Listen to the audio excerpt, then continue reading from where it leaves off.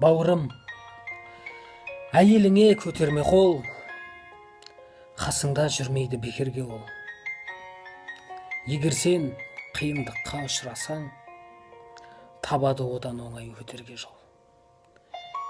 Бауырым, әйеліңді сыйла мәңгі, әйелдер сыйлайды ғой сыйлағанды. Сырқаттанып ауырып қалсаң егер, сеніменен бірге ол қиналады. Бауырым, әйеліңді бағалағын, әйелге қарап өсер балаларың.